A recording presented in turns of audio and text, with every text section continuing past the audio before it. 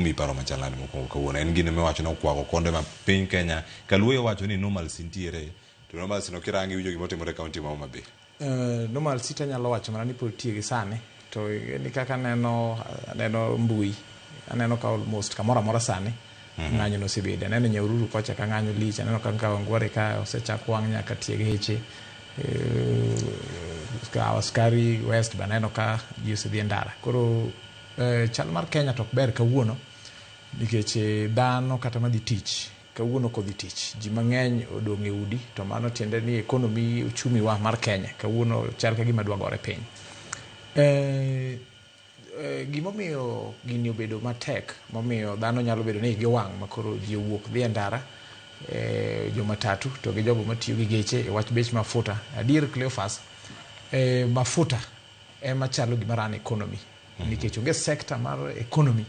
ma ok bed ran gi mafuta ma kang bech mafuta dhi malo to en gima do affect kuonde mang'eny across the sector mar economy obed weche mag transport obed weche mag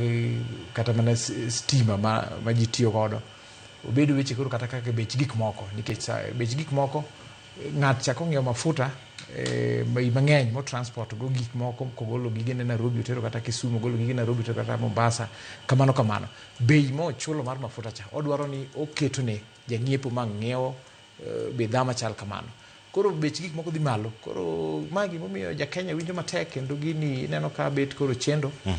ja Kenya osebedo ka yuago pek mar uchumi kendo kane neno 2024 kane ng'anyo nitie mar yawa matindo giluongo ni Gen Z kane finance bill igo piny gimoro achiel mane miyo igo finance bill piny ne ni uchumi tek na japiny kendo the high cost of living achiel kuom gigo mane omiyo Gen Z odhi ndara mong'anyo kabisa kane wache kata ma broad based nyobiro makoro the late Raila Amolo Odinga ne temo riwore gi ker makawuono mane gibedo gi 10 point agenda gigo mane dwa nolosi achiel kuom the 10 point agenda en solving the issue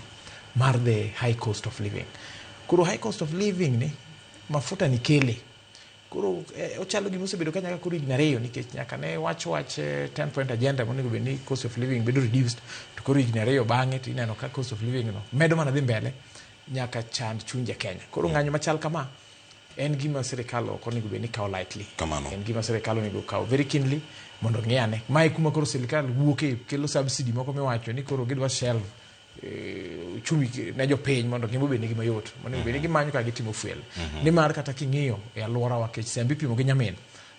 king'iyo alwora wa mar Kenya Tanganyika Uganda Rwanda waneno ka bech mafuta ni ok ni malo kako bedo Kenya ka koro ma de chand chunja Kenya kamano Cleophas ero kamano nya Dr. Abdul